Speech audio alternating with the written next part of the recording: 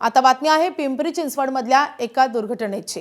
पिंपरी चिंचवड शहरातल्या मोशी परिसरातल्या waste to energy प्रकल्पातील इमारत कोसळल्याप्रकरणी बचाव कार्य युद्धपातळीवर सुरूच आहे। आतापर्यंत एकूण 9 जणांना सुखरूपपणे बाहेर काढण्यात बचाव पथकाला यश आले। मोशी कचरा डेपो परिसरात ही दुर्घटना घडलेली आहे। इमारतीच्या ढिगाऱ्याखाली 17 जण अडकलेले होते, त्यापैकी 9 जणांना सुखरूपपणे बाहेर काढण्यात आले। अजूनही बचाव कार्य सुरू आहे।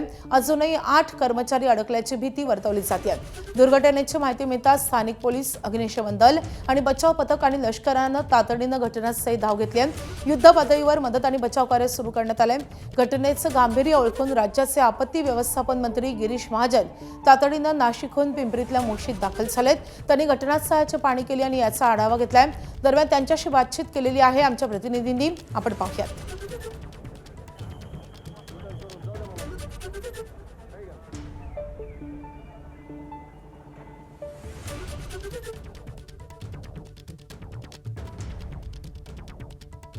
पिंपरी चिंचवड महानगरपालिकेच्या हद्दीतील मोशी या ठिकाणी जी इमारत कोसळलेली आहे त्या ठिकाणी मंत्री गिरीश महाजन यांनी भेट दिली, पाहणी केली, माहिती देखील घेतली। काय सध्या परिस्थिती आहे, काय नक्की घडले?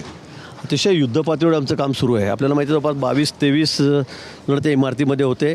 कचरा डेपो अतिवृष्टी झाल्यामुळे म्हणजे खरं म्हणजे 1.5 दिवसामध्ये 600-6.25 मिलीमीटरच्या वर पाऊस, विक्रमी पाऊस कधी झाला नसेल एवढा पाऊस या ठिकाणी झाला आणि जवळपास 82 पासून हा कचरा डेपो या ठिकाणी आहे।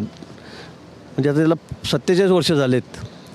असं कधी वाटलंही नव्हतं की अशा पद्धतीने हा डेपो सगळा खालती येईल। मोठा डोंगरच येतो, वरपर्यंत सगळ्या ट्रक जात होत्या, गाड्या जात होत्या, टँकर जात होते, पण अतिवृष्टीमुळे मोठ्या पावसामुळे तो हा डोंगर खचला आणि ही जी इथली इमारत होती डम्पिंग ग्राउंडच्या संदर्भातली जी सगळी शासकीय इमारत आहे त्या इमारतीवर तो या ठिकाणी आला आणि त्यामुळे पूर्ण बिल्डिंगच खाली बसली। इन्क्वायरी होईल का? वरतून तो डोंगर आपण जर पाहिला तर केवढा मोठा आहे, खूप मोठा डोंगर येतो आणि तो इथे जे इंजिनियर आहेत त्यांना म्हणजे माहिती असावं कधी अशी घटना होऊ शकते ना। जसं एखाद्या वेळेला आपण डिसेल्टिंग आपल्या म्हणतो तसं डिसेल्टिंग नाही, आपण लँडस्लाईड जे होतं तसंच त्या प्रकार त्या ठिकाणी, जसं मातीचं डोंगर वरतून आल्यावर काय परिस्थिती आपल्याला माहिती आहे तसंच ही परिस्थिती आहे। कारण हे 50 वर्षाचं 27 वर्षापासूनचा जुना डोंगर आहे सगळा हा। प्रायोरिटी आमची अशी आहे की हे येतं एकही जणाला प्राण गमवता येणार नाही यासाठी आमचा प्रयत्न आहे। सगळ्यांचे जीव वाचवणं हे आमच्यासाठी महत्त्वाचा विषय आहे।